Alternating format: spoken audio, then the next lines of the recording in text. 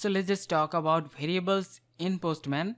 So variables are basically placeholders that can hold dynamic values, and they are very useful for creating flexible and reusable API requests. So here we're inside the user workspace. Now here we have one collection with so many requests. Now if we look at the request, you can see this first part of all the requests have the same URL. So instead of repeating this across so many requests, we can create one variable of that, and this way whenever we need to change that, we can very easily do that from one place. And now there are different levels of variable that we can create.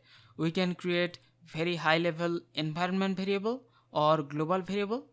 Also we can create variables that are at the collection level from here, and also we can create local variables inside the script and test. So let's now create one variable from this common URL. To create one collection level variable, you have to click on the collection, and here you can see we have variables tab. So click on that. So let's just give a name to the variable. So we're gonna call it demo, and then we have to paste the URL. So this is one variable which exists in the collection level. That means we can use that variable across all the requests inside that collection.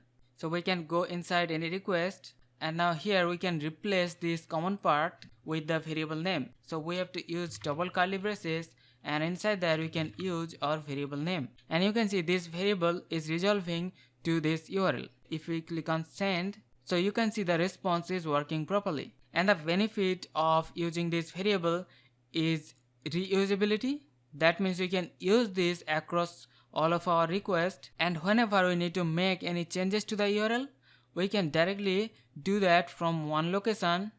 We can make the change right here, and that will be reflected across all the requests. And also all of these variables have priorities. So the local variables, that means the variables we use inside the script and test locally, they will have higher priority over the global variables. So hope you understand how we can create variables in our workspace. We'll see you in the next one.